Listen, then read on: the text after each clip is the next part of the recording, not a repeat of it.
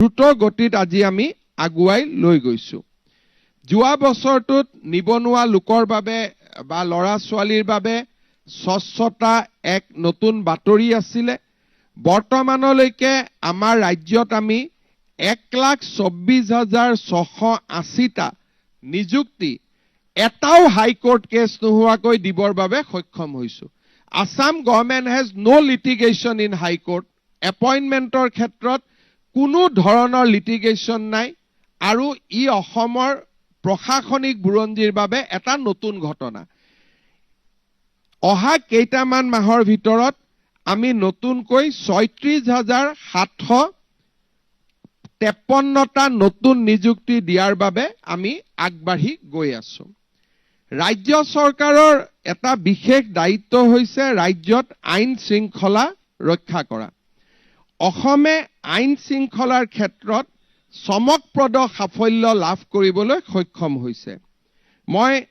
যোৱা কালিলৈকে আপোনালোকক কেইটামান ডেটা ক'ব খুজিছো। 2021 চনত মই দায়িত্ব লোৱাৰ সময়ত প্ৰতি বছৰত আমাৰ ৰাজ্যত 1,33,239টা কেছ ৰেজিষ্টাৰ হৈছিল।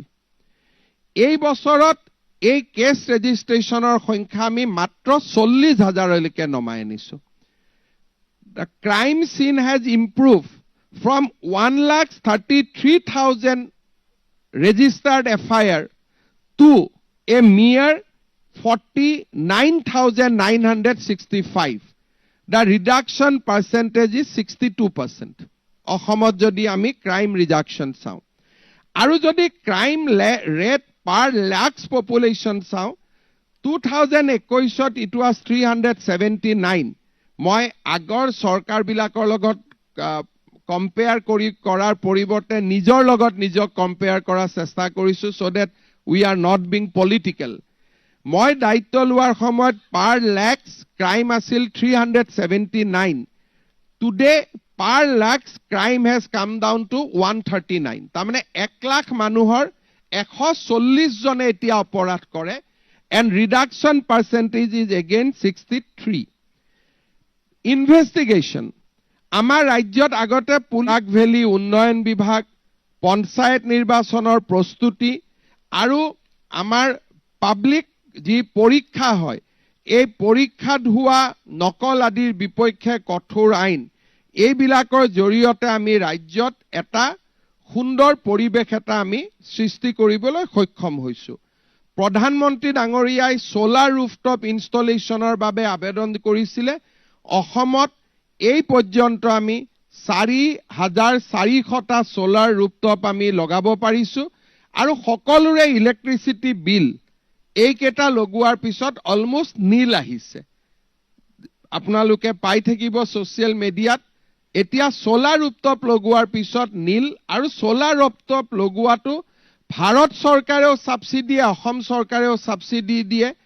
নিজৰ পৰা 20-22 হাজাৰ টকা খৰচ কৰি বাকি 1.5 লাখ টকা ৰাজ্য চৰকাৰ আৰু কেন্দ্ৰীয় চৰকাৰে দিয়ে। অসমত 1.5 লাখ মানুহে সোলাৰ ৰুফটপৰ কাৰণে আবেদন কৰিছে।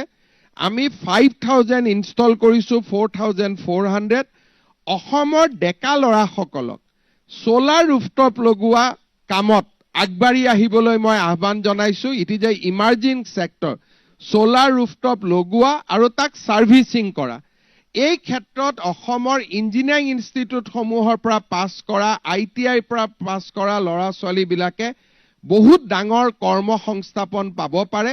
মই সোলাৰৰ ক্ষেত্ৰত ডেকা লৰা ছোৱালীসকলক আগবাঢ়ি আহিবলৈ আহ্বান জনাইছো। আপোনালোকে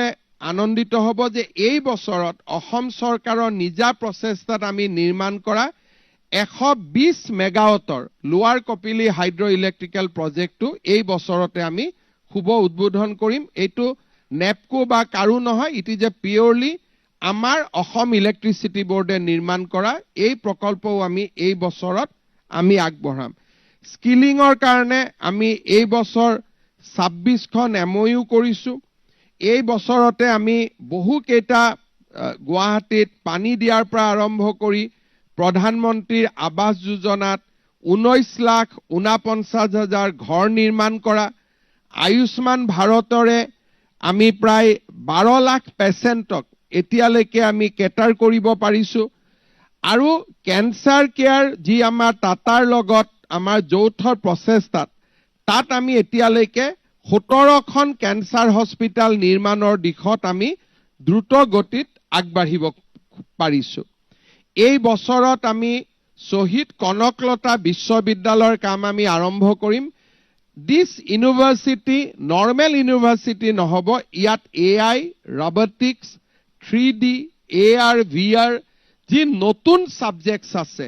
এই সাবজেক্টৰ ওপৰত কনসেন্ট্ৰেট কৰি গহপুৰত কনকলতা বিশ্ববিদ্যালয় স্থাপনৰ কাম আমি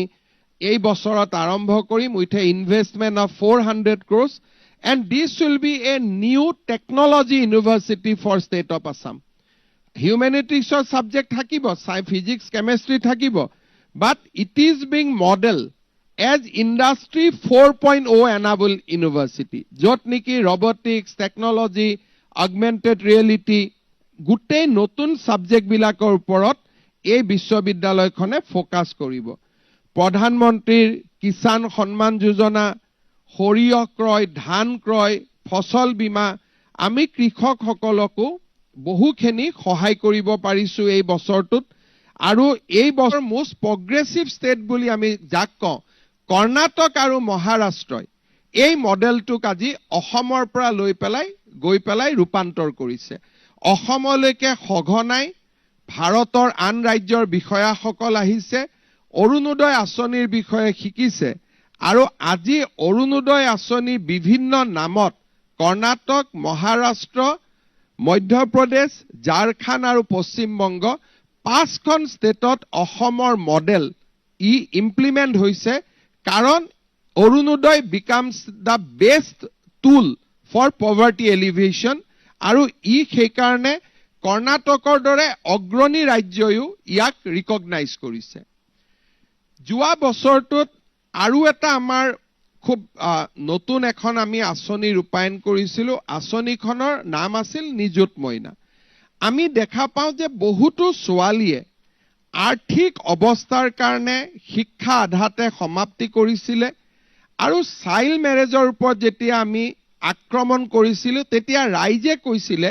যে ঋণাত্মক ব্যৱস্থাৰ লগত পজিটিভ ব্যৱস্থা কি হ'ব পাৰে তেতিয়া আমি কৈছিলো যে আমি শিক্ষাক লজিক্যাল কনক্লুজনলৈকে লৈ যাম আজি অসমৰ 1,60,000 ছোৱালীয়ে প্ৰত্যেক মাহত একাদশ শ্ৰেণীত পঢ়িলে 1000 টকা ডিগ্ৰীত পঢ়িলে 1250 টকা পোষ্ট গ্ৰেজুৱেটত পঢ়িলে 2500 টকা স্কলাৰশ্বিপ লাভ কৰে আৰু ই অসমৰ নাৰী শিক্ষাৰ ক্ষেত্ৰত ই এক বহুত ডাঙৰ পৰিৱৰ্তনৰ ফালে লৈ গৈছে মই ভাবো যে drop out will B reduce আৰু অহা বছৰ যেতিয়া আমি দেখা পাম পৰিসংখ্যা শিক্ষা বিভাগে দিব পাৰিব যে drop out will be very very minimize আৰু অসমৰ এই আঁচনিখনৰ বিষয়েও এতিয়া ভাৰতৰ বিভিন্ন ৰাজ্যৰ চৰকাৰ আহিছে নিযুত মইনা আঁচনিখনৰ বিষয়ে জানিবৰ বাবে বুজিবৰ কাৰণে মই ভাবো যে নেক্সট ইয়াৰ ইণ্ডিয়াৰ এটলিষ্ট 10খন নতুন ৰাজ্যই এই আঁচনিখন ৰূপায়ণ কৰিব আৰু মুখ্যমন্ত্ৰী সন্মিলনতো মোক এই আঁচনিখনৰ বিষয়ে প্ৰেজেন্টেচন দিবৰ বাবে কোৱা হৈছিল আৰু তাৰ পিছত অসমলৈ বহু কেইখন ৰাজ্য চৰকাৰৰ প্ৰতিনিধি আহিছে এই আঁচনিখনৰ বিষয়ে জানিবলৈ চৰকাৰী চাকৰিৰ লগতে মুখ্যমন্ত্ৰীৰ আত্মনিৰ্ভৰ অসম অভিযান 2 লাখ টকা আৰু 5 লাখ টকা যদি MBBS ইঞ্জিনিয়াৰিং পাস কৰে 5 লাখ টকা আন ল'ৰা ছোৱালীক 2 লাখ টকা আমি 25,000 ল'ৰা ছোৱালীক 2 লাখ টকা কৈ দিছিলো তেওঁলোকৰ পইচা যাতে কোনো বেয়া কামত ব্যৱহাৰ নকৰে তেওঁলোকৰ লগত একোজন CM ফেলো আমি দিছিলো অৰ্থাৎ তেওঁলোকক যাতে নিৰন্তৰ পৰ্যবেক্ষণ কৰে এতিয়া লাহে লাহে এই টকাৰে কেনেকৈ বহু কেইজন লোক আত্মনিৰ্ভৰশীল হল তাৰ বাতৰি লাহে লাহে আহিবলৈ আৰম্ভ কৰিছে আমাৰ উদ্দেশ্য হল এই ল'ৰা ছোৱালীখিনিক আমি আগবঢ়াই লৈ গৈ প্ৰধানমন্ত্ৰীৰ মুদ্ৰা আঁচনি পৰ্যায়লৈকে লৈ যোৱা আমি এই বছৰ আৰু 1 লাখ ল'ৰা ছোৱালীক এই আঁচনিখনৰ অধীনলৈ লৈ যাবৰ বাবে চেষ্টা কৰিছো 2025ত এখন আমাৰ খুব ডাঙৰ ফ্লেগশিপ আঁচনি ৰূপায়ণ হ'ব সেইটো হল যে 30 লাখ মহিলাক উদ্যোগী কৰাৰ প্ৰচেষ্টা প্ৰথম এই 30 লাখ মহিলাই চৰকাৰৰ পৰা 10,000 টকাৰ সিড কেপিটেল পাব ঘৰত তেওঁলোকে কাম আৰম্ভ কৰাৰ লগে লগে দ্বিতীয় বছৰ তেওঁলোকে বেংকৰ পৰা 25,000 টকা পাব য'ত 12,500 চৰকাৰে দিব 12,500 বেংকে দিব থাৰ্ড ইয়াৰ আমি তেওঁলোকক 50,000 টকা দিম যাৰ 25,000 ৰাজ্য চৰকাৰে দিব 25,000 বেংকে দিব বেনিফিচিয়াৰী 10,000ত যদিও 30 লাখ 25 আৰু 50 লৈকে যাওঁতে কমি কমি গৈ থাকিব কাৰণ যোনে টকা দুৰপ্ৰয়োগ নকৰে সঁচাকৈ বিনিয়োগ কৰে তেওঁলোকেহে নেক্সট জখলাটোলৈকে উঠিব পাৰিব আমাৰ ৰাজ্যত মহিলাসকলৰ মাজত ইতিমধ্যে এই আঁচনিখনে বহু বেছি জনপ্ৰিয়তা লাভ কৰিবলৈ সক্ষম হৈছে আৰু এটা কথা মই আপোনালোকক জনাব খুজিছো যে এই 2024 চনৰ বছৰলৈকে 12,71,672 গৰাকী মহিলাক আমি মাইক্ৰ ফাইনেন্সৰ লোনৰ পৰা ৰেহাই দি তেওঁলোকক আমি নতুনকৈ বেংকৰ পৰা লোন ল'ব পৰা পৰ্যায়লৈকে আমি আনি দিছো ৰাজহৰ ক্ষেত্ৰত অসমৰ বহুদিনীয়া খিলঞ্জীয়া লোকক মাটিৰ পট্টন দিয়াৰ যি দাবী আছিল তাক আমি আজি এটা শেষ পৰ্যায়লৈকে লৈ আহিব পাৰিছো মিছন বসুন্ধৰা 1 আৰু মিছন বস্কাৰ্ডৰ কাভাৰেজ বহুত বঢ়াব পাৰিছো এই বছৰটো 2025ত ৰেশন কাৰ্ডৰ দোকানৰ জৰিয়তে দালি নিমখ আৰু চেনি প্ৰদানৰ বাবেও ৰাজ্য চৰকাৰে বিশেষ ব্যৱস্থা হাতত ল'ব যাতে বজাৰতকৈ কম দামত ৰেশন কাৰ্ড দোকানৰ জৰিয়তে দৰিদ্ৰ লোকে মধ্যবিত্ত লোকে দালি চেনি আৰু নিমখ কম দামত পাব পাৰে আমাৰ গোটেই কেইটা 6 শিডিউল ডিস্ট্ৰিক্ট বা 6 শিডিউল কাউন্সিলে এই বছৰ যোৱা বছৰটোত যথেষ্ট ভাল কাম কৰি আছে আপোনালোকে যদি কেতিয়াবা এই কাউন্সিল কেইখনলৈকে যায় তেতিয়ালে দেখিব যে এটা শান্তিৰ দ্বীপলৈ পৰিণত হৈছে যোৱা বছৰটো আমাৰ কাৰণে এটা গৌৰৱৰ ক্ষণ আছিল যে বিধ্বংসী বানপানীৰ পিছতো মাত্ৰ 5টা জাগাতহে মথাউৰি ভাঙিছিল এক প্ৰকাৰ আমি যি ৰেজিলিয়েন্ট এম্বেকমেন্ট আমাৰ যিটো কৰাৰ প্ৰচেষ্টা আছিল তাত আমি সফল হ'ব পাৰিছো আৰু এই বছৰত আমি 250 কিলোমিটাৰ মথাউৰি য'ত নেকি ব্ৰহ্মপুত্ৰ বা গোটেই নদী বা সমূহত নাছিলে তাত আমি মথাউৰি বনাবৰ বাবে আমি আগবাঢ়িছো যোৱা বছৰটোত চৰাইদেউৰ কথা কোৱাৰ উপৰিও আমাৰ বাবে গৌৰৱৰ ক্ষণ আছিল যে বৰপেটা মাজুলী বটদ্ৰৱা আমি ভূমি সংৰক্ষণৰ বাবে বিশেষ ব্যৱস্থা আমি হাতত ল'ব পাৰিছিলো যে আইকনিক লোকেশনৰ 5 কিলোমিটাৰ পৰ্যন্ত কোনো যাতে সেই স্থানৰ বাহিৰৰ লোকে মাটি ক্ৰয় কৰিব নোৱাৰে তাৰ আমি ব্যৱস্থা কৰিব পাৰিছিলো কৰিমগঞ্জ জিলাক শ্ৰীভূমি শংকৰদেৱ নগৰক শ্ৰীমন্ত শংকৰদেৱ নগৰ মণিপুৰী ভাষাক এছ'চিয়েট অফিচিয়েল লেংগুৱেজ আৰু লাচিত বৰফুকনৰ প্ৰতিমূৰ্তি এই গোটেই বিলাকৰ উপৰিও খেল মহাৰণ সাংস্কৃতিক মহাৰণ আদিয়ে অসমত এটা নতুন উৎসাহ আৰু উদ্দীপনাৰ পৰিৱেশ নিৰ্মাণ কৰিব পাৰিছিল মই এটাই অনুৰোধ কৰিব পাৰিম বা অসমবাসী ৰাইজক মই এটাই অনুৰোধ কৰিম যে অসমত এটা আন্দোলন বিবৰ্জিত পৰিৱেশত উন্নয়নে এটা নতুন গতি লাভ কৰিছে যোৱা বছৰ যেতিয়া আমি ষ্টেটিষ্টিক্স দিওঁ যে আন্দোলন হোৱা নাই ধৰ্ণা হোৱা নাই মানুহে ক'ব পাৰে যে ই এটা পৰিসংখ্যা কিন্তু পৰিসংখ্যাৰ ফলাফল কি ফলাফল হল যোৱা বছৰ অসমত 75 লাখ টুৰিষ্ট আহিছে and it is a parliamentary answer 23,000 foreign tourists আৰু 75 লাখ ডমেষ্টিক টুৰিষ্ট অসমলৈ আহিছে টায়াৰ জ্বলোৱাৰ খবৰে বন্ধৰ বাতৰিয়ে পৰ্যটকক আঁতৰাই লৈ যায় আৰু এই পৰ্যটকসকল আহি চৰকাৰী আবাসত নাই the money which is being spent is not coming to the government এস্কাকাৰ বহুতে কয় যে গভৰ্ণমেণ্টৰ নিবাস হ'ব লাগে গভৰ্ণমেণ্টৰ লজ হ'ব লাগে গভৰ্ণমেণ্টৰ লজ হ'লে আমাৰ কি লাভ আমাৰ যুৱক যুৱতীৰ কি লাভ হ'ব আজি অসমৰ মানস কাজিৰঙা যুৱক যুৱতীয়ে হোমষ্টে বনাইছে হোটেল বনাইছে জীপ সাফাৰী কৰিছে যোৱা 7 দিনত কাজিৰঙাত হাতী নাই কাজিৰঙাত জীপ নাই আজি যদি ময়ো যাওঁ কওঁ যে মই মুখ্যমন্ত্ৰী আহিছো মোক হাতীত উঠিব লাগে মোৰ কাৰণেও হাতী নাই ৰাজ্যপাল গলেও আজিৰ দিনটোত হাতী নাই ৭৫ লাখ টুৰিষ্ট যোৱা বছৰ আহিছে আৰু মোদী ডাঙৰীয়া কাজিৰঙাত ৰাতি থকাৰ পিছত ভূটানৰ ৰজাৰ কাজিৰঙাত আগমনৰ পিছত আৰু ভাৰতৰ ৰাষ্ট্ৰপতিৰ কাজিৰঙাৰ আগমনৰ পিছত Kaziranga has got a new traction Modi ডাঙৰীয়াই মোক এইবাৰ কৈছে যে এনিশা মই মানসতো কটাম so' he is becoming a very big brand ambassador for Assam tourism আৰু আমি বিশেষকৈ ছ'চিয়েল মিডিয়াত নৰেন্দ্ৰ মোদীৰ কাজিৰঙা ভ্ৰমণৰ যিখন ফটো যোৱা বছৰৰ one of the most viral pictures যোৱা বছৰ ছ'চিয়েল মিডিয়াৰ আটাইতকৈ ভাইৰেল পিকচাৰসমূহৰ ভিতৰত that was one of the most viral pictures গতিকে আমি সকলো ফালৰ পৰা অসমৰ ডেভেলপমেণ্টৰ কাৰণে য'ত যেনেকে সহায় ল'ব পাৰো আমি প্ৰত্যেকটো সোৰ্স ইউটিলাইজ কৰাৰ কাৰণে চেষ্টা কৰিছো যাতে কোনো এটা সোৰ্সে বাকি থাকি নাযায়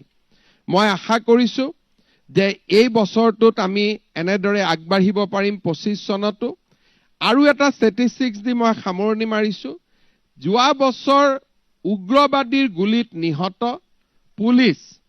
বা পুলিচ উগ্ৰবাদীৰ গুলি বোমা বিস্ফোৰণত আহত বা নিহত ব্যক্তিৰ সংখ্যা নীল অসমত এনেকুৱা পৰিবেশ আগত কেতিয়াও নাছিলে both civilian and army military police casualty both figures are nil গড়ৰ নিহতৰ সংখ্যা it has come down to 2 one in Manas one in Kaziranga otherwise অসমখন যোৱা বছৰ যথেষ্ট আমি নতুন নতুন মাইলৰ খুঁটা স্পৰ্শ কৰিব পাৰিলো মই আপোনালোকৰ জৰিয়তে অসমবাসী ৰাইজক কৃতজ্ঞতা জনাইছো আৰু আমাৰ লগত একেলগে কাম কৰা অসম চৰকাৰৰ বিষয়া কৰ্মচাৰী আমাৰ মন্ত্ৰী সভাৰ সদস্য বিধায়ক সকলোকে ধন্যবাদ জনাইছো আৰু আমাৰ চৰকাৰৰ কামকাজক বিভিন্ন ধৰণে বিশ্লেষণ কৰি আমাক আগবাঢ়ি যাবলৈ সুবিধা দিয়াৰ বাবে সংবাদ মাধ্যমকো মই ধন্যবাদ জনাইছো আপোনালোকে যদি কিবা মোৰ পৰা জানিব বিচাৰে সুধিব খোজে আপোনালোকে সুধিব পাৰে মাইকটো